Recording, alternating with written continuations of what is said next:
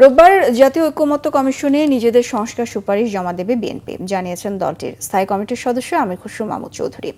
গুলশানে সাংবাদিকদের তিনি এই কথা জানান। সকালে গুলশান কার্যালয়ে বিএনপির মহাসচিব মির্জা ফখরুল ইসলাম আলমগীরের সঙ্গে বৈঠক করেন ইউরোপীয় ইউনিয়ন রাষ্ট্রদূত মাইকেল মিলার।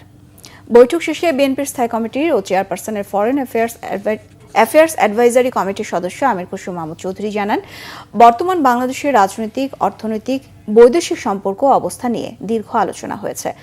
সংস্কার কমিশনের ঐকমত্য সৃষ্টির প্রচেষ্টা নিয়ে আলোচনা হয়েছে।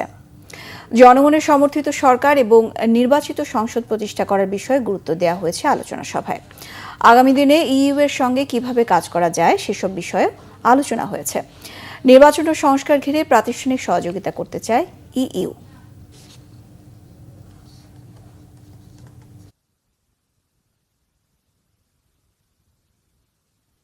একটি সরকার ব্যতীত কোনো অ্যাডমিনিস্ট্রেশন সেটাকে সাপোর্ট দিয়ে, পুলিশ সাপোর্ট দিয়ে চালানো যায় না। সেটা তো আমরা এখনই লক্ষ্য করছি।